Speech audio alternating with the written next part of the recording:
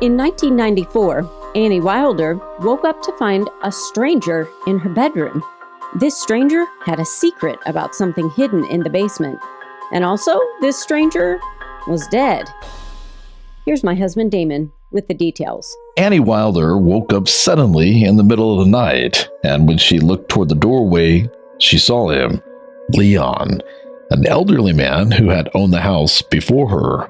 He was standing there in ordinary clothing, a button-down t-shirt, a sweater, and loose-fitting pants. He wasn't transparent, and he wasn't floating. No, as a matter of fact, he looked just like an ordinary man standing inside of her bedroom. But he wasn't just an ordinary man. See, Leon was dead. Well, at first, Annie was terrified, but then she tried to calm herself down. Earlier that day, she had returned something very important to Leon's family, something that had been hiding deep inside of the basement for years. And Annie thought, well, maybe this was his way of coming back and saying, thank you. Maybe Leon had come to say goodbye before finally moving on. But then he started to move toward her, slowly, like an old man, slightly bent forward, making his way across the room. And as he got closer, Annie began to feel something coming from him. Not exactly anger, no, but not gratitude either for what she had done that day. What she felt was loneliness. This heavy, almost unbearable loneliness. Well, Leon just kept coming, and then he reached out. This story, if true, questions everything that mainstream science says about the physical world and life beyond. So, who exactly was Leon? And why had he remained inside of that house? And what exactly was it that Annie had returned to his family earlier that day? Well, to answer those questions, we have to go back a few weeks to when Annie first discovered this old house. It was March of 1994. Annie Wilder was a single mother looking for a home for herself and her two teenage children. She had already looked at more than 60 houses, but none of them felt right. She wanted something older, something with character, a house with history. And then, on a freezing March afternoon, her realtor took her to see a large Victorian-style house in Hastings, Minnesota. The house had been built sometime in the 1870s and had later been divided into 3 separate apartments. It had high ceilings, hardwood floors, nostalgic old windows, 4 porches, and this strange maze-like layout filled with doors that seemed to lead to even more doors. It was exactly the kind of house that Annie was looking for. But there was a problem. The house had been empty for way too long, which was strange because it was priced well below market value. And even though plenty of people had looked at it, no one had bought it. Well, Annie's realtor warned her that there was most likely something wrong with the place. And the moment that she stepped inside, she understood what that was. The air felt heavy. Old curtains covered the windows, darkening each room, and religious trinkets had been placed above some of the doors. Why? It felt as though time had simply stopped inside of the house. But more than anything, Annie felt watched, like something inside of that house had been waiting for her to arrive. And that feeling became almost unbearable when she entered the basement. There, behind a little green door, was something that Annie had never seen before. A room made almost entirely of dirt. It was dark, cramped, and filled with a type of oppressive energy that made both Annie and her realtor want to leave the house immediately. At the time, Annie had no idea that something had been hidden inside of that room. Something that had belonged to the house's former owner, a man named Leon Kuechenmeister. And Annie was about to discover that although Leon was dead, his connection with his house was far from over.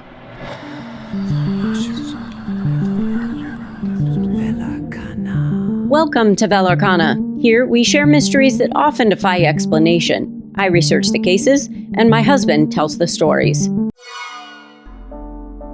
Even though the house had this oppressive feeling to it, Annie saw potential and she made an offer immediately. Strangely, hers wasn't the only one. After sitting empty for quite a long time with no serious buyers, the house suddenly received 3 offers, and Annie's offer was not the highest. So under normal circumstances, that should have been it. But at closing, Leon's daughter said something that Annie would never forget. Something that sounded as if it had come straight out of a horror movie. "The house chose you," she said. That sent a chill running down Annie's spine. Well, Annie moved in, and from the very beginning, the house felt divided. There was the part that Annie and the kids used, and then there was Leon's part. Some of his old furniture still remained in various parts of the house, the bulk of it in the living room. His old kitchen served mostly as a passageway, and the back portion of the house felt so heavy and so gloomy that the family avoided that at all costs. The basement was even worse. Every time that Annie went down there, she felt as though someone were standing directly behind her, looking over her shoulder, watching, following. She could almost feel breath on the back of her neck. But she knew that all of this was all in her mind, and she couldn't let her thoughts run away with themselves. Once she moved Leon's furniture out, well, his presence would then go with him, and then the house would feel light and fresh. Don't you just hate it when plans don't go your way and then voices just seem to come out of thin air?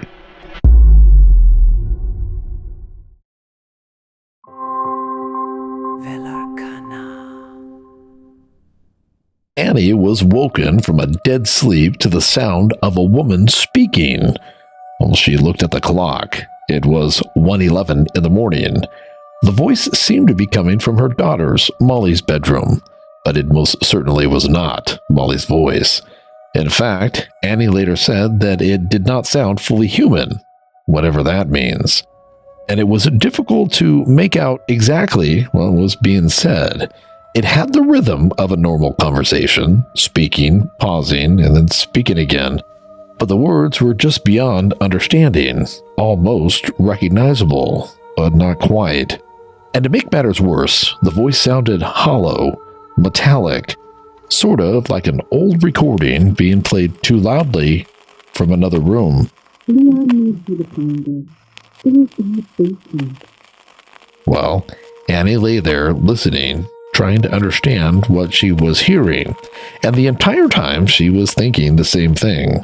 Why weren't the kids waking up? Surely the voice was loud enough for them to hear it. So she tried to call out to them, but no sound came out of her mouth. Now, that's terrifying. You're awake, you hear something talking from the next room, your daughter's room, but try as you may, you can't call for help. No, something has stolen your voice. And then, without warning, the woman stopped speaking, and for just a moment, the entire house fell completely silent.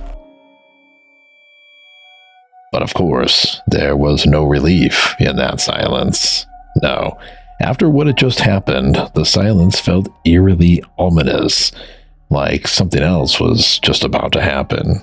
And just then, the wall behind her bed exploded with this powerful pounding.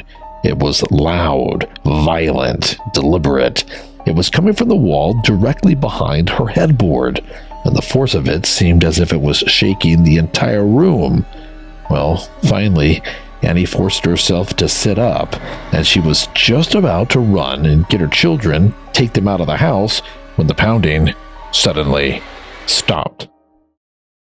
Well, that was nearly as terrifying as the pounding itself, because it seemed as if whatever was making the sound somehow knew exactly what Annie was about to do. Well, eventually, after saying a prayer, Annie somehow managed to fall back asleep. The next morning, she asked if the children had heard anything, and strangely, neither of them had. Was Leon angry? No, that's silly. There's no ghost in the house. There's no Leon. But after that night, Annie began trying to understand why Leon might be upset. And when she looked at the situation from his perspective, she could almost see it. Leon had lived in that house for the better part of a half a century. And now here comes Annie and her children, changing everything. They were slowly removing his furniture. They were throwing out old rugs and curtains. They had begun to remodel.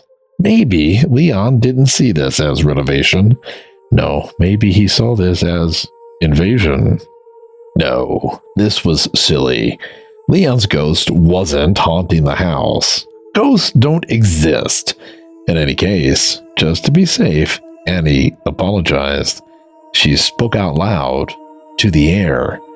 I'm sorry, but this is our house now. Can't you just let us live here in peace? And for a while, that actually seemed to help, but only for a while. Soon, the strange occurrences resumed. Heavy footsteps heard all throughout the house. Lights switching themselves on and then switching themselves off again. The smell of tobacco would often hang in the air. And it wasn't just Annie and the kids who sensed this. No, her friends could feel it too. There's something wrong with your house. There's something alive in it. Dead alive. After a while, Annie could no longer deny it. There was something supernatural happening in her house. And the most likely answer, as crazy as it sounded, was that Leon's ghost was somehow lingering in the house. But he wasn't there just to haunt it. No, there was something hiding in the basement, and he needed Annie to find it.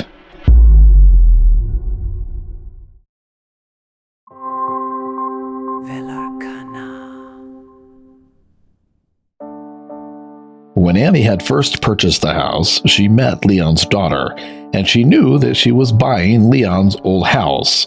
But she really didn't know anything about Leon, and with all of the strange things that were happening, she thought that it might be a good idea to learn who this Leon guy actually was. So she started asking the neighbors. One of the first people that she spoke to was a man named Dean. Dean had lived in the neighborhood for most of his life. He said that Leon and his wife were good people, quiet, private, hardworking. Leon was also extremely frugal, putting money away every chance that he got. Another neighbor remembered Leon sitting on the porch enjoying tobacco. That made Annie think of all the times that she had smelled the odor of fresh tobacco. Well, these strange activities continued, and eventually, not having any other idea of what to do, Annie called a psychic and explained what had been happening. The psychic listened, and then she suggested that the family perform a blessing throughout the house. So Annie and the children began in the basement and worked their way upward, blessing each room as they went. And unlike horror movies, no pictures flew off of the walls, no disembodied voices screamed through the air, no dark figure came rushing out of the attic. Nothing dramatic happened at all. But when they finally finished, Annie felt relieved. Maybe this was all that the house had needed. Perhaps by acknowledging Leon and then blessing the house, they had finally brought some peace into their home. Unfortunately, that wasn't the case. No, Leon still needed Annie to find what had been hidden in the basement. About a week after the blessing, an electrician came to inspect old wiring. And while he was working in the basement, he suddenly called out to Annie. There was something in his voice. Excitement? Shock? Maybe even disbelief. Well, Annie hurried toward the basement stairs, and when the electrician came up, his face was flush and his eyes were wide. Did you know that you have a secret hiding place in your basement? He asked her. Well, she told him that she hadn't lived there very long. So the electrician led her back down into the basement. Then he took her through that green doorway into that dirt room, and he pointed at what looked like an old pipe that had been sealed off. At least, that's what Annie had always assumed that it was. But the electrician had taken a closer look, and hidden inside of that false pipe was a container packed with folded papers, envelopes, and small metal tins. Well, Annie opened up one of those tins, and now, check this out. It was filled with old coins, and the one on top was a silver dollar from the 1800s. What? Talk about finding buried treasure, right? Well, she reached back into the container and she pulled out an envelope. It was addressed to Leon Kuechenmeister. And in that moment, Annie believed that she had finally understood everything. This was why Leon was still here. He had been guarding this very important treasure. And as she was pondering this, the electrician told Annie that because she owned the house, the money legally belonged to her. Well, she thought about that for a second. No, that's not right.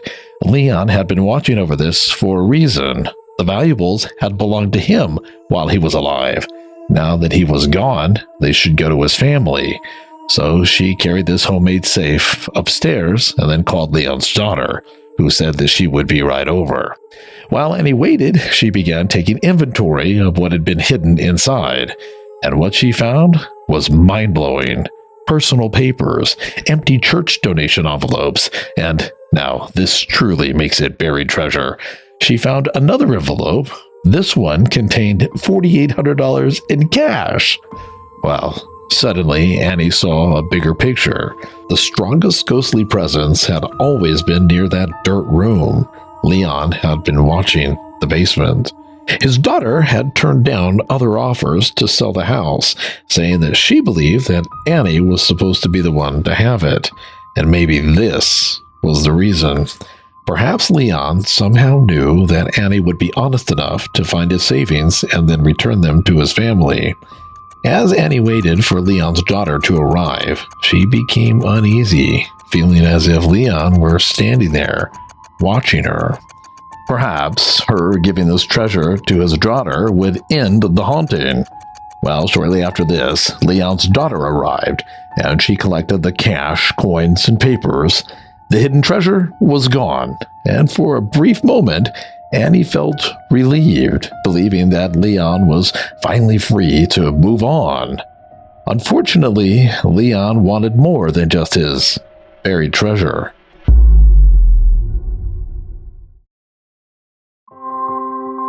Velarcana.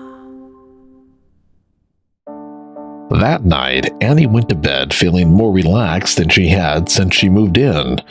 The mystery was solved. Leon had wanted his savings returned, and Annie had returned it. Case closed. Now, surely the pounding would stop. The feeling of being watched would disappear, and the house would finally become quiet. Oh, for the first time in weeks, Annie slept like a baby.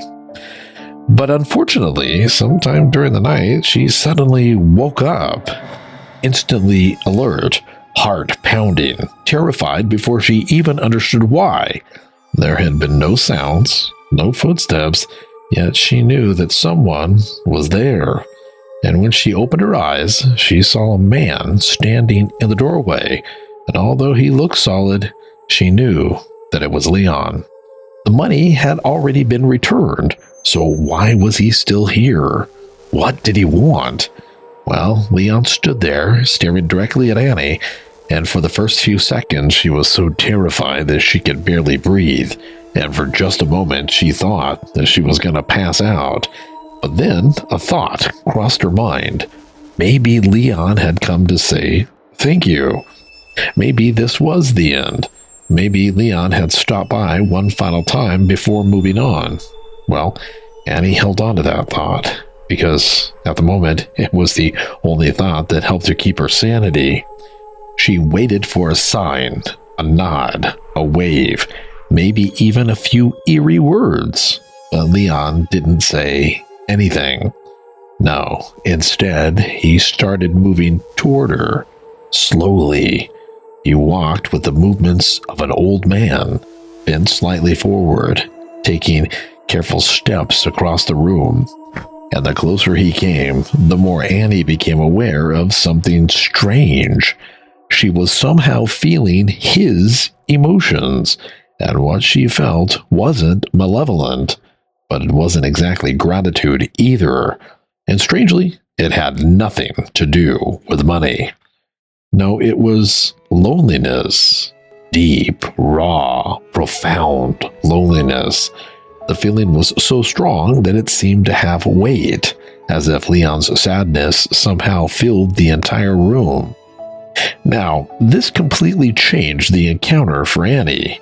Up until this moment, she had always thought of Leon as this powerful, stern presence, the old man in the basement, the force pounding on the walls. But now, standing beside her bed, he did not seem powerful at all. No, he seemed vulnerable, human, lost. And Annie wanted to help. Well, the only problem was she had no idea how. Well, Leon came right up to the bedside and stopped, and Annie waited to see what he was going to do. Was he going to speak? No.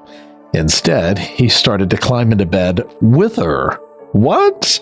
Now, according to Annie, there was nothing sexual about this. No, Leon was simply trying to escape his immense loneliness, just wanting comfort, just wanting to feel close to another person again. In any case, and although she felt bad for him, Annie was not about to let a dead man climb into her bed. "No, Leon," she told him, "this is not going to work." And strangely, with this sad expression, Leon listened, and a moment later he disappeared. And just like that, the crushing loneliness that had almost consumed her was gone as well. Even though returning the treasure had not caused Leon to move on, the fact that he had listened when she said no gave Annie peace. And for the first time, Annie was no longer afraid of him in quite the same way. And she no longer saw him as this angry old man trying to drive her and her family out. And perhaps Leon no longer saw Annie as an intruder trying to steal his house. The haunting had not ended, but the struggle over who truly belonged inside of the house had. In the days after Leon appeared, Annie said that the house felt different, lighter somehow. For the first time, she felt as though she and the children truly belonged in the house. Now, that doesn't mean that the house suddenly became quiet. No, not at all. If anything, Annie's experience with the unexplained were just only beginning, because after that, the ghostly activity in that house intensified. The family continued to hear footsteps. Lights continued to switch themselves on and switch themselves back off again. And there were those whispers and those voices just beyond human comprehension. Annie even saw other apparitions that she came to believe were connected to families who had lived in this house long before Leon had ever arrived. But now, well, she no longer was afraid. And that was because of what Leon would soon become.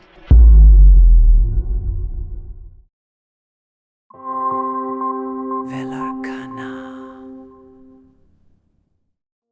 Over the years, Leon proved himself as the protector of Annie and her family. Whenever something unfamiliar or unsettling happened, Annie would call out, and Leon would calm things down. Leon made the house safe. At least that's how Annie understood it. Years later, Annie invited paranormal investigator Echo Bodine into the house, and supposedly, Echo identified several different spirits dwelling there. But Leon always came through as the strongest presence, the one in charge, the protector. Amy stumbled across this story while she was looking through old news archives. There, she saw an interview with Annie Wilder. After that, she started researching. She found tidbits of information here and there, and then found her book, House of Spirits and Whispers. After reading it, she reached out to Annie, but she didn't get a response. So she dug into old property records, historical sites, and looked up even more interviews with Annie. During her research, Amy discovered that Annie Wilder is a pen name, and after learning Annie's real name, she was able to verify several pieces of this story, including the address of the house and that previous ghostly tenant, Leon. Amy also read through Annie's Substack, which contained letters and comments from people who have visited Annie's house and had themselves also experienced some of the strange phenomenon. And I guess that seems to add just a little bit more validity to Annie's story. But there were no photographs of Leon's ghostly figure, and there were no recordings of ghostly voices. As a matter of fact, like many ghost stories, there was no hard evidence at all. And by Annie's own account, she was often waking up from sleep when some of her most intense experiences occurred. Dream imagery can carry over into wakefulness, and it can often feel very real. And when someone already believes that a house just might be haunted, well, the mind can connect ordinary sounds and sensations to a much larger story. Don't you think? But the hidden treasure was real. And it was found in that room in the basement, exactly where Annie always said that ghostly presence was the strongest. So, what do you guys make of the story? Maybe Leon never really was there at all. Maybe Annie's mind just created a human face for the strange sounds, heavy atmosphere, and hidden history of an old house. Or maybe, just maybe, after decades of being inside those rooms, Leon had become so connected to that house that even death wasn't able to pull him away. Maybe he truly was guarding that treasure and needed someone who would recognize that he was still there, someone who wouldn't run, someone who would listen. And after he found that exact person, Annie, maybe he truly did become her protector. Something that I found interesting about this case was that not long after the family moved into the house, their cat Theo began acting very strangely. One day, Annie found him standing upright on his hind legs like a person, simply staring at nothing. Then she saw him do it again, and eventually her son Jack saw it too. And strangely enough, while Damon and I were working on this story, a cat entered our lives. A tiny kitten somehow became stranded on the roof of an old abandoned building, and he was a mess, malnourished, covered in fleas, and one eye was so infected that he couldn't even open it. Well, we rescued him, took him to the vet, and as these things sometimes go, we completely fell in love with him. So we decided to keep him. Right now, he still needs a name, so leave your suggestions in the comments. We'll go through them and see whether one feels like it belongs to him. You know, Damon and I truly love bringing these mysteries to you, but each episode takes a tremendous amount of time and work from both of us. And to keep doing this full time, we need more monthly members on our Buy Me a Coffee page. Your support goes directly into research, production, and storytelling. You know, the stuff that makes these videos amazing. We truly cannot do this without you. And whether you support us on Buy Me a Coffee, or leave a name suggestion for our kitty, or come back and watch every week, thank you. Thank you for being a part of this wonderful family of truth seekers. We are more grateful than you know. And as always, stay curious.